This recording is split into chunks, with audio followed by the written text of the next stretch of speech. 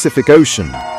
Jamie, Ewan, and Lachlan McLean completed their epic 9,000-mile journey from Peru to Cairns, Australia, in 139 days, 5 hours, and 52 minutes, beating the previous record of 162 days. The voyage was far from smooth. The brothers endured violent storms, one of which swept 27-year-old Lachlan overboard before he was pulled back by his brother. They also faced cyclones that forced long detours, treacherous waves, and dwindling food supplies, prompting rationing in the final stretch. Rowing in shifts, the trio survived on freeze-dried meals, oats, and coffee while battling sleep deprivation. Yet moments of awe, such as star-filled skies and encounters with dolphins, helped sustain morale. Their carbon fiber boat, Rose Emily, was named in memory of their sister. Alongside their record, the brothers have raised more than £700,000 toward clean water projects in Madagascar, aiming for a £1 million target. Exhausted but elated, they were welcomed ashore by family and supporters in Cairns. Their first wish? Fresh food, a shower, and a night's sleep. 3 Scottish brothers rowed 9,000 miles across the Pacific, surviving storms and near tragedy, breaking a world record. 3 brothers from Edinburgh have shattered the world record for the fastest, unassisted, non-stop row across the Pacific Ocean. Jamie, Ewan, and Lachlan McLean completed their epic 9,000-mile journey from Peru to Cairns, Australia, in 139 days, 5 hours, and 52 minutes, beating the previous record of 162 days. The voyage was far from smooth. The brothers endured violent storms, one of which swept 27-year-old Lachlan overboard before he was pulled back on deck by his brother. They also faced cyclones that forced long detours, treacherous waves, and dwindling food supplies, prompting rationing in the final stretch. Rowing in shifts, the trio survived on freeze-dried meals, oats, and coffee while battling sleep deprivation. Yet moments of awe, such as star-filled skies and encounters with dolphins, helped sustain morale. Their carbon fiber boat, Rose Emily, was named in memory of their sister. Alongside their record, the brothers have raised more than £700,000 toward clean water projects in Madagascar, aiming for a £1 million target. Exhausted but elated, they were welcomed ashore by family and supporters in Cairns. Their first wish? Fresh food, a shower, and a proper night's sleep. Australia faces outrage after $400 million Nauru deal to deport ex-detainees, condemned as discriminatory, dangerous and inhumane. The Albanese government is under fierce criticism after striking a $400 million agreement with Nauru to deport hundreds of former immigration detainees, known as the NZYQ cohort. The group, about 280 people whose visas were cancelled on character grounds, had previously faced indefinite detention in Australia until a 2023 High Court ruling deemed such detention unlawful without a prospect of deportation. Under the memorandum signed by Home Affairs Minister Tony Burke and Nauru's President David Ardiang, Australia will pay $400 million upfront, followed by $70 million annually to resettle the cohort in Nauru. Critics, including human rights lawyers, refugee advocates and the Greens, labelled the arrangement discriminatory, disgraceful and dangerous, warning it punishes people solely for being foreign-born. Some of the cohort have never been convicted of a crime, while others are elderly or sick. Advocates fear they may die on Nauru without adequate medical care. Greens Senator David Shoebridge accused the government of turning neighbours into 21st-century prison colonies. Burke defended the deal as essential for a functioning visa system, while critics vowed to challenge the deportations. Legal battles and public outrage are expected as deportations proceed. Pro-Palestine activists disrupted Melbourne Symphony Orchestra's BBC Proms concert, accusing MSO of silencing artists critical of Israel. A BBC Proms performance by the Melbourne Symphony Orchestra at London's Royal Albert Hall was dramatically interrupted on Friday night by pro-Palestine activists. The group Jewish Artists for Palestine disrupted the concert for more than 10 minutes, accusing the MSO of silencing performers who criticized Israel's actions in Gaza. Protesters shouted from the upper stalls, brandishing banners reading "Complicit in Genocide" and claiming the orchestra had blood on its hands. The controversy centers on acclaimed pianist Jason Gillam, who is suing the MSO after his 15 August Melbourne concert was cancelled. Gillam argues the cancellation was a retaliation for his remarks at an earlier performance, where he dedicated a piece to journalists killed in Gaza, calling their targeting a war crime. The MSO insists its actions were not about free speech, but admitted cancelling Gillam's concert was an error and has sought to reschedule it. Friday's protest was met with boos from some audience members. The BBC paused its live broadcast and later apologised for the disruption, stressing safety remained a top priority. Gillam's lawsuit against the MSO is due for trial in December. Federal government announces $189 million safety package for childcare, including CCTV trial, phone ban, staff registry and training. Childcare centres across Australia will begin trialling security cameras as part of a sweeping $189 million package aimed at improving safety in early learning. Education ministers from every state and territory signed off on the plan at a special meeting on Friday.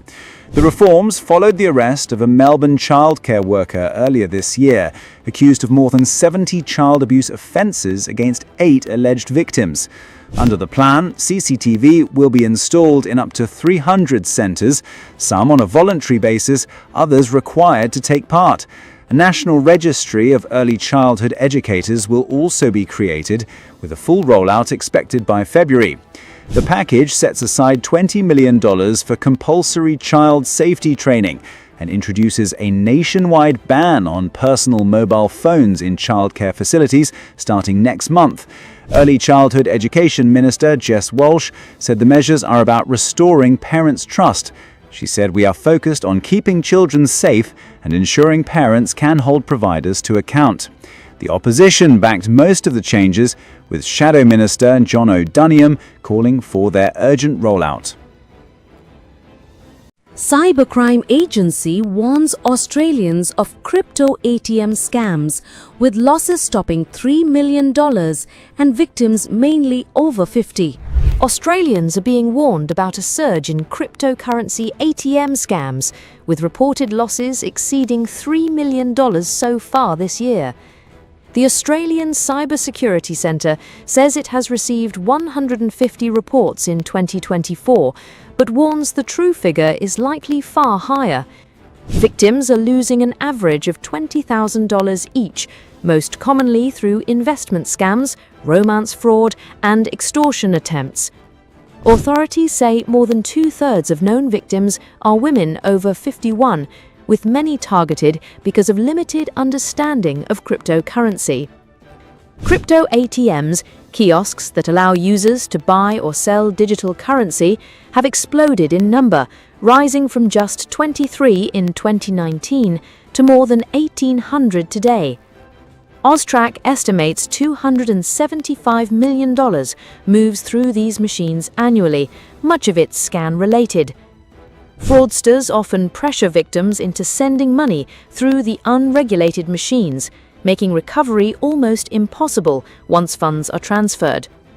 Austrac CEO Brendan Thomas has urged caution, warning Australians to stop and think twice before using a crypto ATM at someone else's request.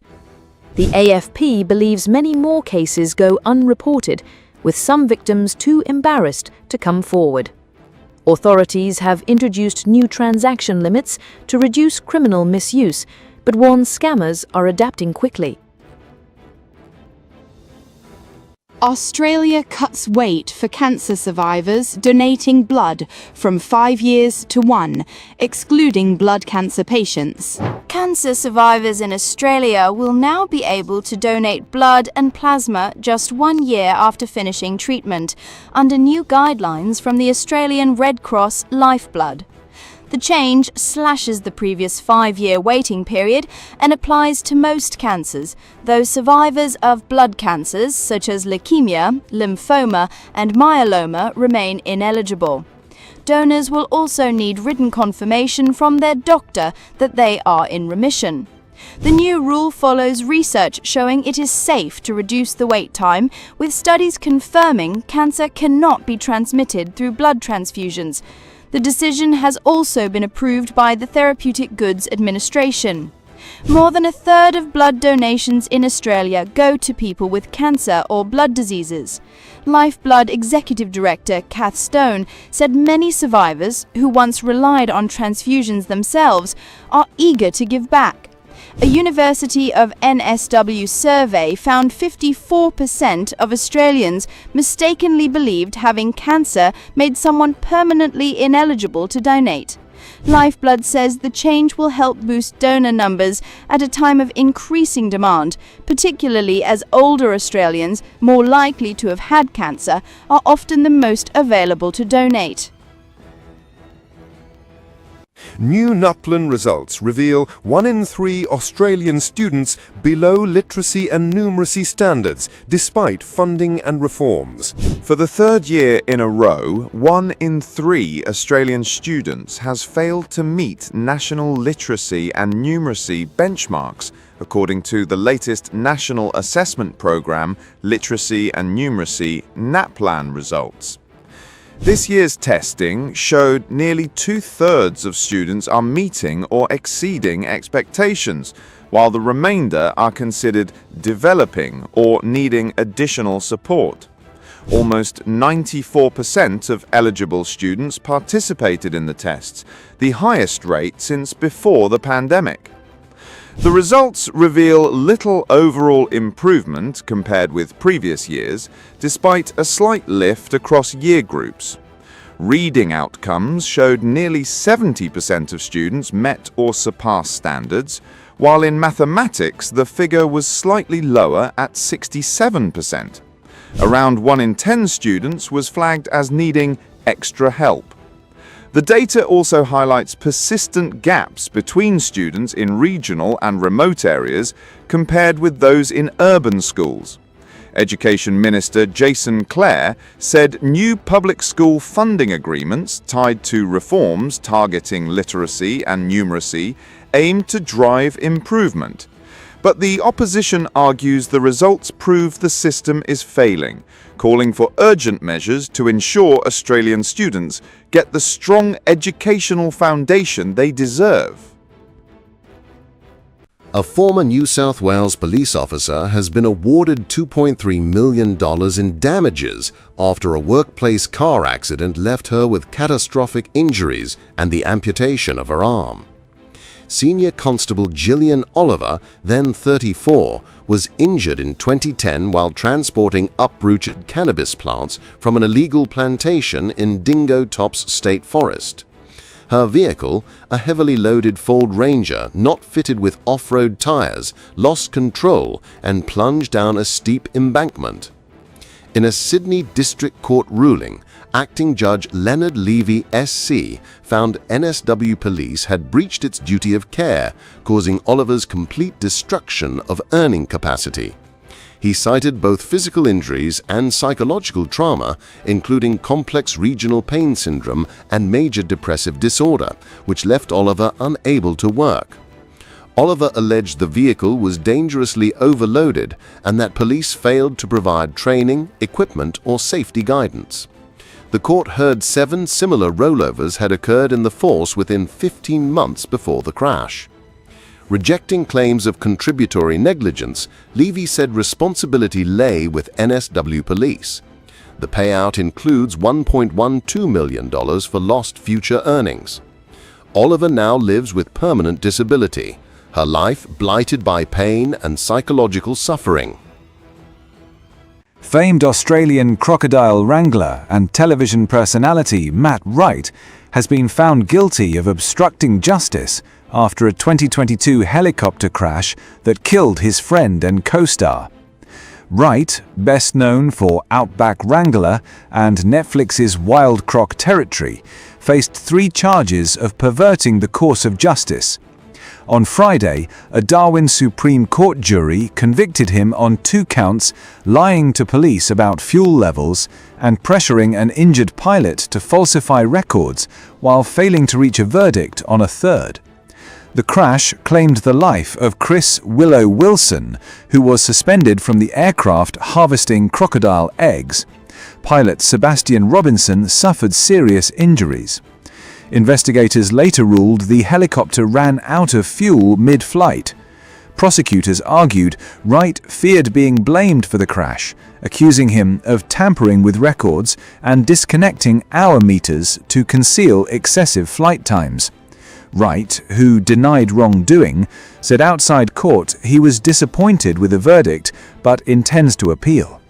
The judge granted him bail, noting an appeal was highly likely. Once a global tourism ambassador, Wright's conviction marks a dramatic fall from grace for the Outback adventurer. Some of Australia's top chief executives are earning salaries more than 50 times the average worker's pay, new data shows. The Australian Council of Superannuation Investors, ACSI, found that CEO pay at ASX-listed companies has grown at more than double the rate of national wage rises. The median realised pay for a top 150 CEO last year was $4.15 million, a modest increase from $3.96 million a decade ago. News Corp's US-based chief, Robert Thomson, topped the list, receiving $41.88 million. Luvisa Jewellery Chain's former CEO, Victor Herrero, was the highest-paid Australian-based executive, with $39.55 million before stepping down in May. Macquarie Group boss Shimara Wickramanayake was the highest-paid woman at $29.76 million. The report also found termination payments for the top 100 CEOs have dropped to their lowest levels in 15 years following post-GFC reforms. However, almost all surveyed executives received multi-million-dollar bonuses regardless of company performance. While Australian CEO pay is striking, it still trails the US, where top bosses make on average 348 times the pay of workers. Canada and India appoint new high commissioners, signalling a reset in relations after months of expulsions and strained diplomacy. Canada and India have appointed new high commissioners, signalling a cautious reset in relations nearly a year after both expelled each other's top diplomats. Foreign Affairs Minister Anita Anand announced Christopher Cooter as Canada's new envoy to New Delhi. Cooter, a 35-year veteran diplomat, previously served in Israel, South Africa and India. India has named Dinesh Patnaik, also with 35 years of experience and currently ambassador to Spain, as its next envoy to Ottawa. Relations collapsed in 2023 when Ottawa accused Indian agents of involvement in the killing of Sikh activist Hardeep Singh Nijjar near Vancouver, prompting reciprocal expulsions. The tensions followed years of friction over Sikh separatism and Canada's criticism of Indian policies. Prime Minister Mark Carney has sought to mend ties, inviting Narendra Modi to the G7 summit and initiating structured security security talks to manage disputes more constructively. The rapprochement has divided opinion. Sikh groups warn Ottawa not to ignore human rights, while business leaders and Hindu organizations see closer relations as essential for trade and technology. Both governments say they expect a gradual restoration of trust, with trade talks and consular staffing among priorities in the months ahead. Parts of Nunavut, including Baffin Island and Resolute, received rare August snowfall, first of its kind since 2001. Residents of northern Canada are witnessing a rare weather event, their first August snowfall in nearly a quarter century. Environment Canada confirmed that northern areas of Nunavut, including Baffin Island and Resolute, saw flakes fall on Thursday, with a few centimetres expected to accumulate before tapering off overnight into Friday morning. Meteorologist Steve Flisfeeder noted that the last time these regions experienced August snow was in 2001. While snowfall in early September is not unusual for the Arctic, warmer than average fall temperatures over the past decade have delayed the arrival of snow in recent years. This makes Thursday's early blanket particularly remarkable. This is the first August snowfall in these areas in almost 25 years, Flisfeeder said, adding that shifting climate patterns have generally extended summer conditions further into autumn. The early snow is a reminder of the extreme variability in Canada's northern climate, where residents are accustomed to sudden seasonal shifts. While some locals welcomed the sight of snow as a sign of the long winter ahead, others were surprised to see summer end so abruptly. Federal deficit rises to $3.3 billion from April to June, despite higher revenues, as program expenses continue outpacing gains. The federal government reported a $3.3 billion deficit for the April to June period, widening slightly from the $2.9 billion shortfall recorded during the same stretch last year. According to the Finance Department, revenues increased by $3.5 billion, or 2.9%, thanks largely to higher corporate and personal income tax receipts and customs duties tied to Canada's counter-tariffs on American goods. However, these gains were outpaced by spending. Program expenses, excluding net actuarial losses, climbed $5 billion, or 4.6%. Public debt charges dipped modestly by $100 million, or 0.6%, as lower Treasury bill rates provided some relief, though this was partially offset by higher borrowing costs on bonds. One bright spot came from actuarial adjustments, with net actuarial losses falling $900 million, or 46.8%. Despite that, the government continues to face fiscal pressures as it balances revenue growth against rising expenditure demands. Economists note the figures underline the challenge of maintaining fiscal discipline amid competing economic priorities. An Edmonton radio station is leaning on artificial intelligence to fill late-night airtime and sparking debate about the future of broadcasting. Sarah, an AI DJ, now hosts Sonic 102.9's Sunday 10 p.m. to midnight slot, joking on air about firmware updates and remixing traffic reports between alt-rock songs. Rogers Sports and Media says the program is additive, filling a previously DJ free time slot with a human producer guiding scripts and content. Experts say Sarah is part of a broader trend. We can create voices out of thin air that seem to have personality, said Laurie Bexted, a Toronto Metropolitan University professor. She warns that while stations see cost savings, AI use raises concerns about displacing human talent. Other Canadian broadcasters are already experimenting. Chris Burns, owner of Burns Communications, launched AI hosts Cleo and Layla 2 years ago to cover overnight shifts in Ontario. They now banter about music, filter social media chatter, and even make the occasional slip-up, like mispronouncing Regina. Burns insists AI isn't replacing jobs, but filling roles few want. Still, he admits stations are fine-tuning personalities, from cheeky to sarcastic, to keep listeners engaged. Those who don't embrace AI will get replaced, he said.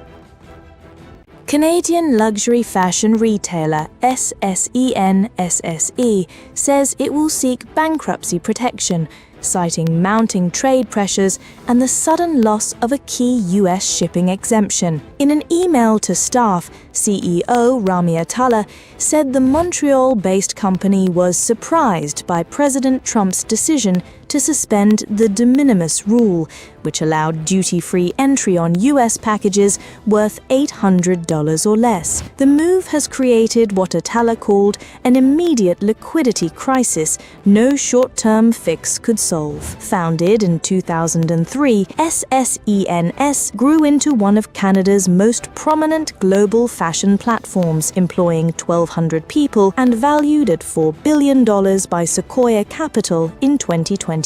Despite those credentials, the company says it has been pushed into a corner by both lenders and tariff changes. SSENS stressed that it intends to keep paying salaries and continue business as usual while restructuring under the company's Creditors Arrangement Act. Retail analysts say the collapse highlights the vulnerability of even high-profile firms as luxury sales slow under inflation and US tariff policies hit margins. Industry experts warn more retailers could follow as e-commerce firms lose access to the long-standing duty-free loophole that moved 1.4 billion packages into the US last year.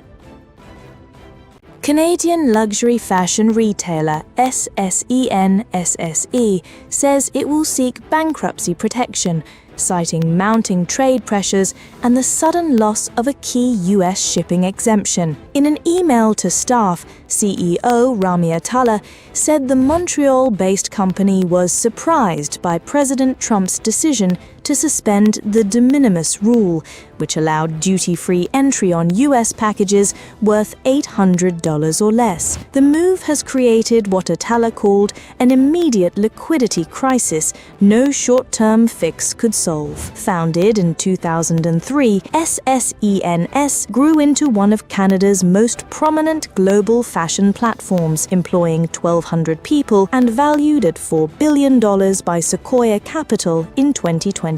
Despite those credentials, the company says it has been pushed into a corner by both lenders and tariff changes. SSENS stressed that it intends to keep paying salaries and continue business as usual while restructuring under the company's Creditors Arrangement Act. Retail analysts say the collapse highlights the vulnerability of even high-profile firms as luxury sales slow under inflation and US tariff policies hit margins. Industry experts warn more retailers could follow as e-commerce firms lose access to the long-standing duty-free loophole that moved 1.4 billion packages into the US last year. Appeals court strikes down Trump tariffs, calling them unlawful. Ruling delayed until October as White House eyes Supreme Court. A U.S. appeals court has ruled that most of former President Donald Trump's tariffs were illegal, dealing a major blow to his trade policies and setting up a likely showdown in the Supreme Court.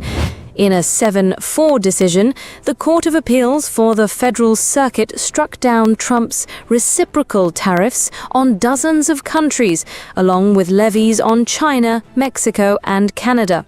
Judges ruled that tariffs fall under Congress's constitutional authority and cannot be